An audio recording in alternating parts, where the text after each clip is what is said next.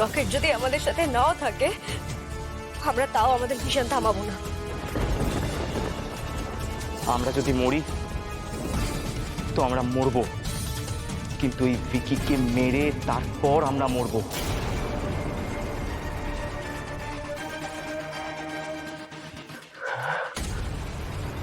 তিনজন না, চারজন।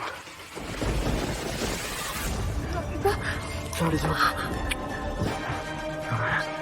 ভিকিকে না মেরে এত সহজে আমি মরবো না।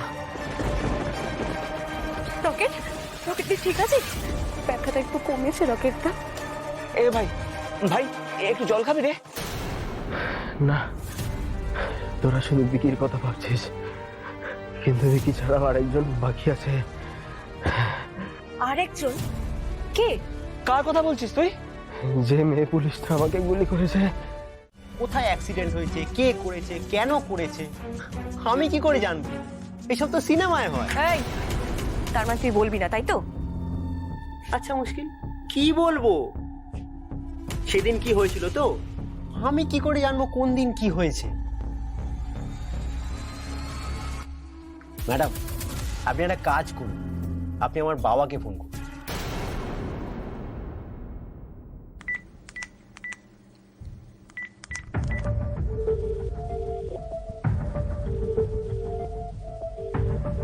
হ্যালো, আপনি কি আমার বাবাকে ফোন করছেন?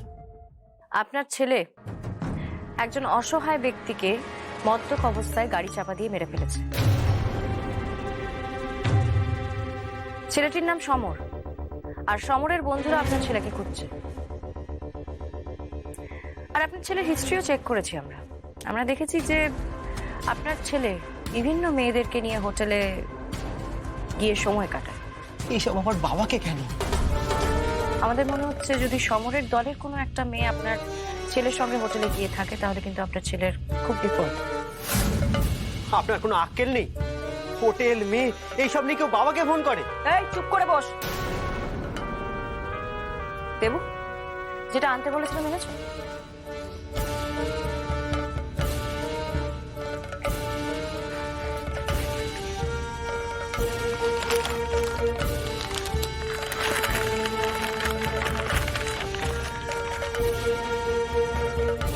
এটাকে কি বলে জানো তো?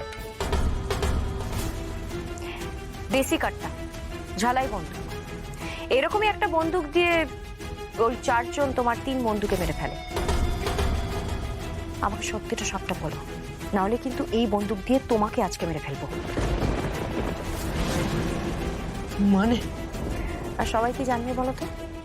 সবাই জানবে যে ডাকাতরাই এই বন্দুক দিয়ে তোমাকে খুন করছে।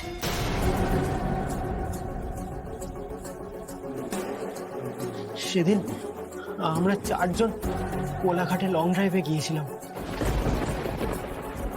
মাঝে মাঝে যেতাম। সেদিন আমরা সবাই খুব ড্রিঙ্ক করেছিলাম। আমরা গাড়ি নিয়ে ফেরার সময় আমাদের গাড়ির সাথে অ্যাক্সিডেন্ট হয়। আমরা সবাই ভয় পেয়ে গিয়েছিলাম। অ্যাক্সিডেন্টের পর আমরা গাড়ি নিয়ে পালিয়ে যাই।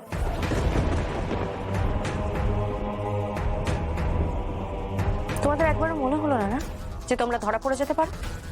না, রিকের মারা যাওয়ার আগে পর্যন্ত আমরা শিওর ছিলাম আমাদের কেউ ট্রেস করতে পারবে না, হয়তো মুখগুলোই ভুলে যাবে। কিন্তু যখন জানতে পারলাম একদল ছেলে মেয়ে একটা ভিডিও দেখিয়ে 3 জনকে ভয় দেখিয়ে গুলি করেছে, তখন আমি বুঝতে পেরেছিলাম। তাহলে প্রথম দিন উল্টো কথা বলেছিলে কেন? তুমি তো বলেছিলে ভিডিও ব্যাপারে কিছুই জানো না। নিজের মুখে নিজের দোষটা স্বীকার করে নিতাম। আসছি ম্যাডাম। হ্যাঁ প্লিজ আসো। কোথায় ভিকি? এই যে। দেখি। বাবা, তুমি এত নিচে নেমে গেছো? স্বাধীনতা দিয়েছি বলে মাথা কিনে নিয়েছো না? বাড়ি চলো, তারপর দেখাচ্ছি তোমাকে। আমার সুনাম নষ্ট করার ফল আজ টের পাওয়া হবে। বাবা আমি আরে কি হচ্ছেটা কি? এক মিনিট, এখানে প্লিজ মারধর করবেন না প্লিজ। ছেলেটা একেবারে বিগড়ে গেছে, আমারই হয়তো দোষ।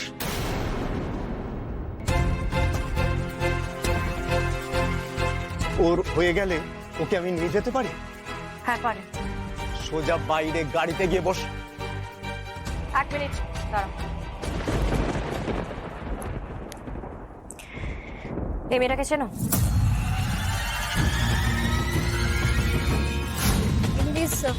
আই এম মিয়া। মেয়ে হয়ে আমি কিন্তু আগে হাত বাড়ালাম, নামটাও কিন্তু আমি আগেই বললাম। কি হলো, চুপ করে আছেন কেন? বলুন। যা জানিস বলে দে। ঠিক আছে, বলতে হবে না, আমি বলছি। আপনি শুধু বলুন যে আমি যেটা বলছি সেটা ঠিক বলছি কিনা। সমর বলে যে ব্যক্তি যাকে আপনি মেরে ফেলেছেন, এই মেয়েটা কি তাদের দলেরই? মিয়া ওই দলের মেয়ে? ওর নাম মিয়া নয়, মায়া। এবার সত্যি কথা বলুন, এই মায়াকে নিয়ে কি কি করেছেন? বাদ দাও ওদের কথা, আমাদের কথা বল। কি হলো, সরে গেলে কেন?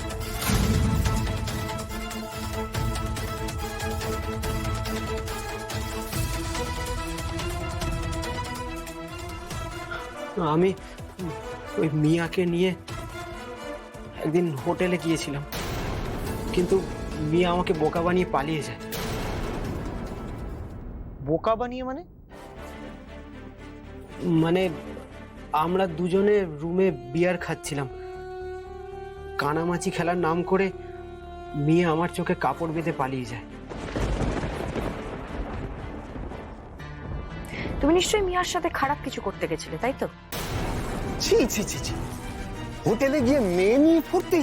ইস, দাঁড়া, এবার এমন হাল করব যে মেয়ে দেখলে এবার ভয় কাঁপবে।